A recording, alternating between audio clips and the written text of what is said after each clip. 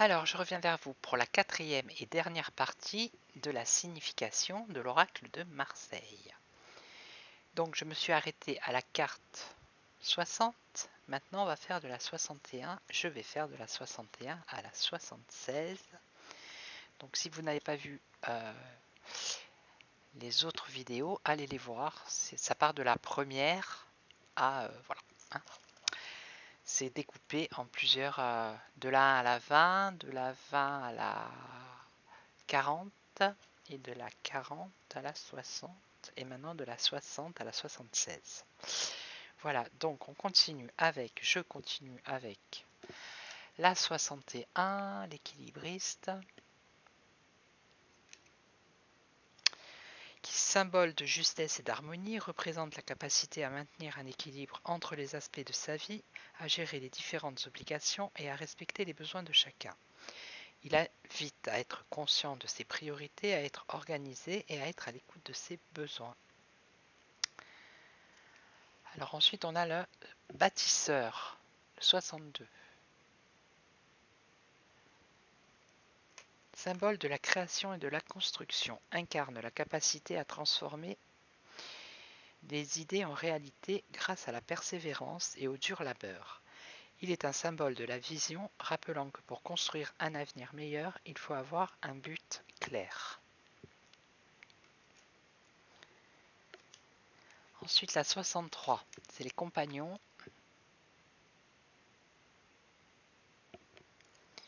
Symbole de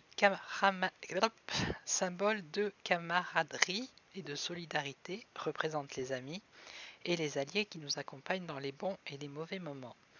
Il invite à entretenir des relations saines et à être un bon ami pour les autres. Ensuite, la 64, l'architecte.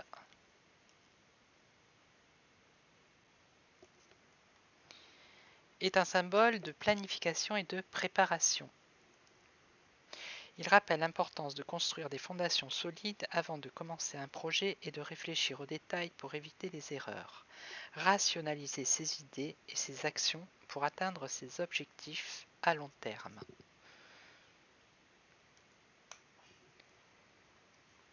Alors ensuite, on a la 65, c'est la liberté. Symbole d'indépendance, représente la capacité de choisir sa propre voie, de vivre selon ses propres valeurs et de s'affranchir du regard des autres. Elle invite à être indépendant, à être libre d'esprit et à être authentique. Elle rappelle qu'il est important de s'affranchir des contraintes imposées par les autres.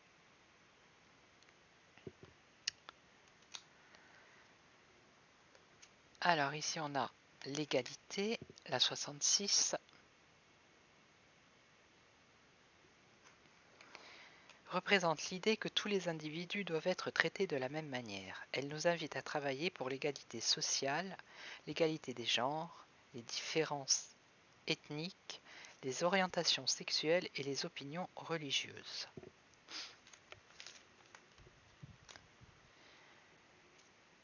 Alors ensuite on a la solidarité avec la 67. Symbole de la coopération et de la générosité, incarne l'importance de l'entraide et de l'unité pour atteindre un objectif commun. Elle est un appel que nous sommes tous connectés et que notre succès dépend de celui des autres.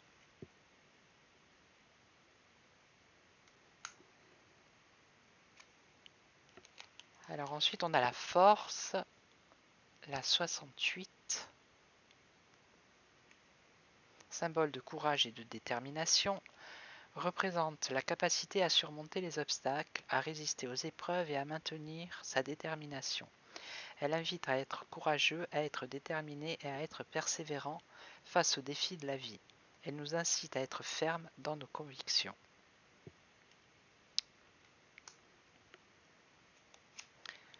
Ensuite, on a la justice, la 69. Symbole de droiture et d'équité, représente la capacité à être juste et impartial, à respecter les règles et à faire respecter les lois. Elle invite à être honnête, à être intègre et à être équitable dans toutes les situations. Elle rappelle que la justice est nécessaire pour maintenir l'ordre et la paix dans une société.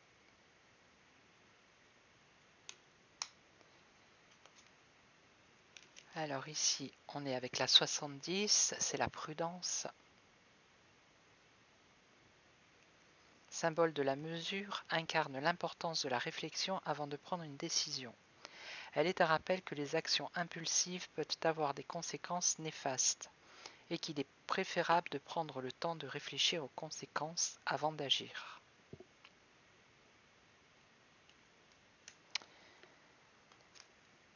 Ensuite, on a la tempérance, la 71. Symbole de maîtrise de soi et de modération. Représente la capacité à contrôler ses émotions et ses impulsions pour atteindre l'équilibre. Elle invite à trouver un équilibre entre les extrêmes, à éviter les excès et à être patient.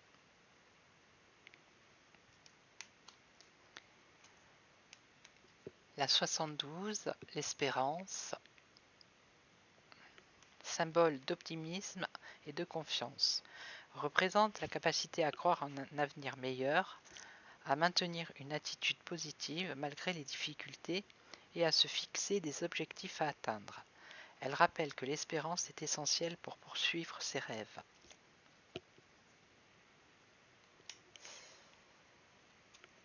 Allez, courage, on a presque fini. 73. La beauté. Courage, courage. Symbole de perfection et d'esthétisme, représente l'appréciation de la beauté dans toutes ses formes, aussi bien dans la nature que dans les arts et les créations humaines. Elle rappelle que la beauté est subjective et que chacun peut y trouver sa propre signification.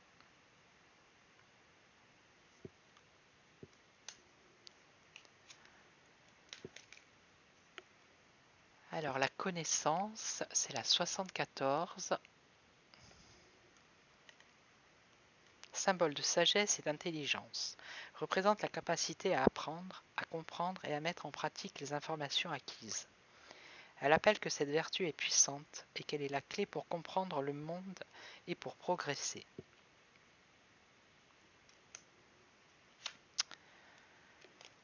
Alors la 75, l'avant-dernière, la paix. Symbole de sérénité et de tranquillité, représente l'absence de conflit et la coexistence harmonieuse. Elle invite à cultiver l'empathie, la compréhension et la tolérance envers les autres.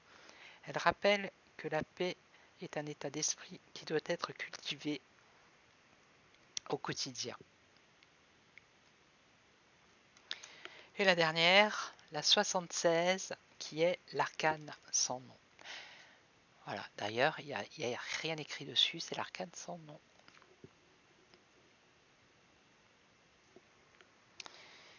Symbole de fin et de renouveau, représente la fin d'une étape de la vie, la transformation et le passage à une nouvelle phase. Elle invite à être ouvert à la transformation et à être prêt à laisser derrière soi le passé pour avancer vers l'avenir. Elle rappelle que c'est une partie naturelle de la vie. Voilà. Voilà. Donc, si vous voulez vous procurer ce jeu magnifique, vous allez sur l'Oracle de Marseille, sur Internet. Voilà. Et puis, bon, il y a des tirages aussi. Donc, il y a le tirage du passé, présent, futur. Donc, c'est avec 3 cartes. Hein. Le passé, par exemple. Merci, petit Bouddha. Merci beaucoup. Donc, le passé, le présent et le futur. Voilà. Hein. Donc là, c'est à l'envers. Donc, c'est le passé. Ah, je sais plus, c'est à l'envers avec la caméra. Non, c'est comme ça chez vous. Le passé, ok, le présent et le futur. Voilà. Et après, il y a le tirage en croix, bien évidemment, que tout le monde connaît plus ou moins. Donc je peux le faire. Hein, c'est donc ici la carte de gauche. Oui, vous êtes à gauche. Donc la carte de gauche, c'est l'état d'esprit dans lequel où vous vous trouvez ou la personne sur qui vous vous intéressez se trouve. Celle de droite, ben, c'est les épreuves. c'est les obstacles à surmonter. Celle qui est en haut, on va faire, non, celle qui est en haut, hop là, attendez, parce que, ouais, c'est comme ça, purée, je sais plus, vous savez quoi, je ne sais plus. Donc la première, pour vous, la deuxième, ok. Donc la troisième, celle qui est au-dessus, qui informe sur les événements qui se déroulent au cours des prochains jours ou semaines, ok. Et celle d'en bas, c'est la réponse. Et après, vous pouvez en mettre une au centre, c'est la synthèse. Voilà. Ok. Voilà, donc j'espère que cette vidéo, ces petites vidéos vont vous aider pour les tirages. Ok. Et puis voilà, moi je vous retrouve dans la semaine certainement pour faire des vidéos sur l'actualité, toujours pareil. Hein. Peut-être des guidances, je ne sais pas. Je verrai selon mon humeur. Et après, si vous voulez me consulter, vous allez sur mon site www.voyantecorse.com et vous trouverez toutes les informations pour me joindre ou par téléphone ou par mail. Voilà. Et puis vous pouvez visiter mon site également. Il y a plein d'infos sur les cartes. Voilà, il y a plein de choses, plein. Voilà, donc je vous souhaite un excellent fin de dimanche après-midi. Et puis moi, je vous retrouve très très vite. À très très bientôt. Ciao, ciao. Merci, ciao.